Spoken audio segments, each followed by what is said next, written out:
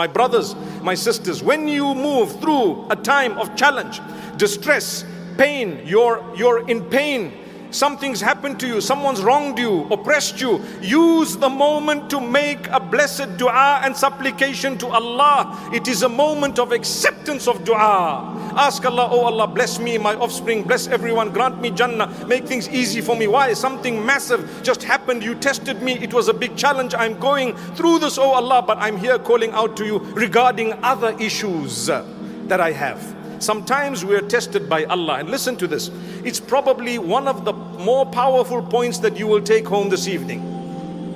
Sometimes Allah designs a test for you. You have a major problem in the home, with the in-laws, with your outlaws, whoever it may be. You have a major issue with your health. You have a major issue with something. Sometimes because of your sabr and your patience regarding that particular thing and your dua for Allah to alleviate your suffering in that regard, as a direct result of that patience and dua, Allah has blessed you in other ways that you would never have imagined, unlike others. So you have a gift that those who are troubling you, harassing you, the naysayers do not have, as a result of what they have said and done.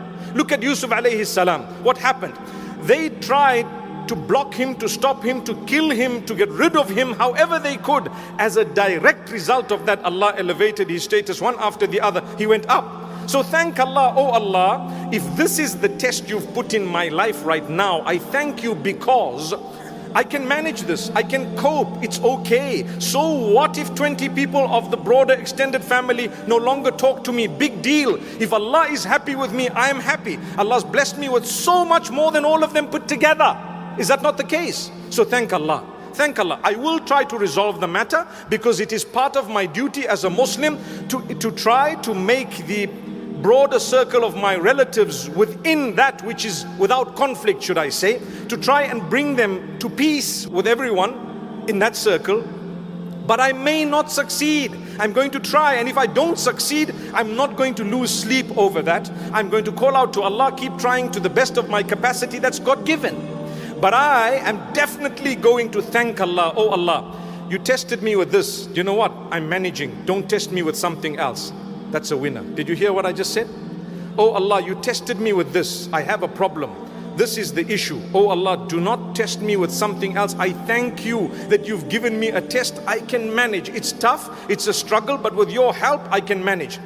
You can't find a job, for example, but Allah's given you the opportunity to open an online business that's bringing some money. Thank Allah. Oh Allah, I'm jobless. If I was not jobless, I would have never thought of opening this online company, and I wouldn't have started buying and selling. Wallahi, when you are pleased with the decree of Allah, the doors of sustenance shall fling open in a way that you did not imagine. It's just a matter of time, and it's a matter of patience. Subhanallah. How many of us here today lost jobs, and today we're making more than the boss that we were working for? Subhanallah, because Allah closed the door in order to open other doors. That's the message of the Quran. Look at the Sahaba radiallahu anhum. They struggled initially, didn't they? Some of them lost their lives, like we said. May Allah grant them Jannah. Wallahi, they lost their lives in order for the deen to get to us today. We're sitting here in this beautiful city of Birmingham. I never ever expected Birmingham to do so well. I was standing up there with members of my family, looking at the crowd and just saying, oh Allah, bless every single one who is here. Grant those who are sick and ill cure in a miraculous way. Ameen.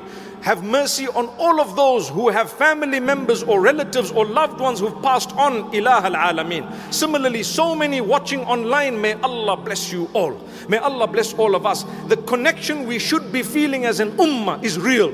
If you don't feel it, you need to work on yourself. If when you see another believer, your heart is filled with hurt and hate, wallahi, we have to work on ourselves. But if you see a believing male or female and you feel a connection of protection, a connection that makes you realize that we're part of one family, thank Allah. Your heart is almost, inshallah, in the right place. by the will of Allah. May Allah grant us love. The ummah is struggling partly because people are fragmenting us intentionally. They want us to be divided so that they can trample upon us. But if we're inshallah going to stand up for one another with our differences, we're going to stand up for one another by the will of Allah subhanahu wa ta'ala, wallahi, we will be among the successful. May Allah Almighty grant victory to our brothers and sisters in Palestine. May Allah Almighty grant them victory. May Allah protect them. May Allah subhanahu wa ta'ala bless every one of us and continue to use us to do whatever we can in order to reach out to them in the best possible way. Ameen.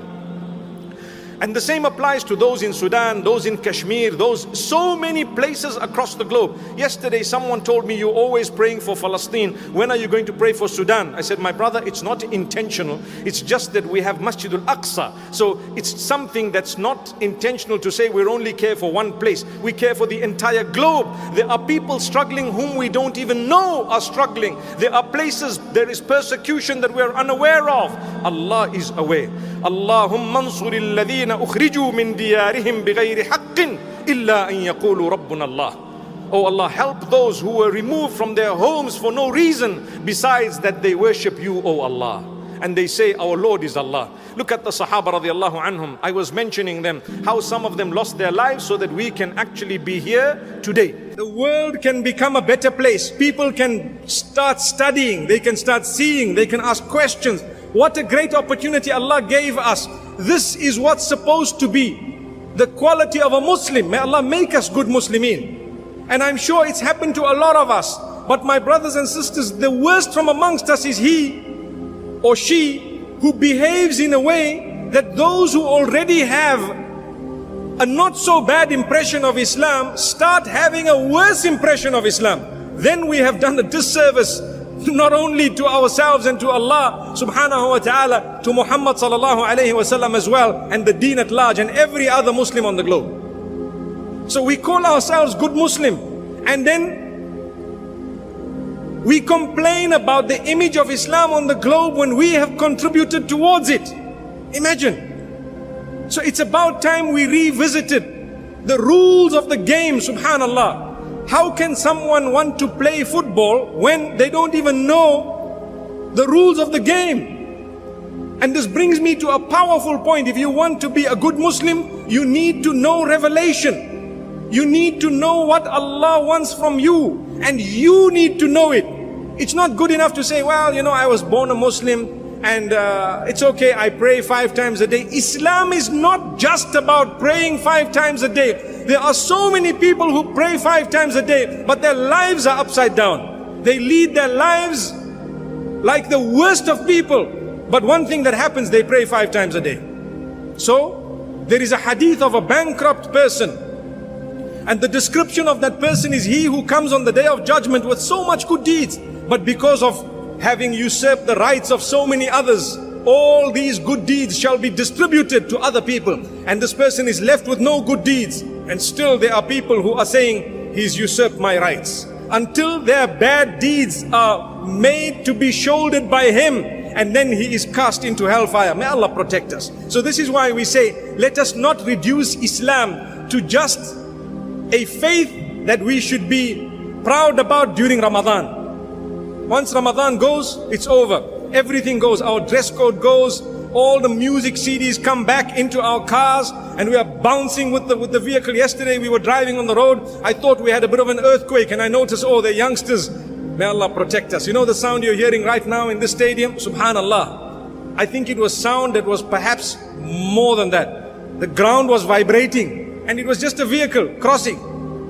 And I looked at them and I said, Ya Allah, I hope these people, Allahu Akbar, I hope these people can replace those discs one day with that which is beneficial by the will of Allah subhanahu wa ta'ala.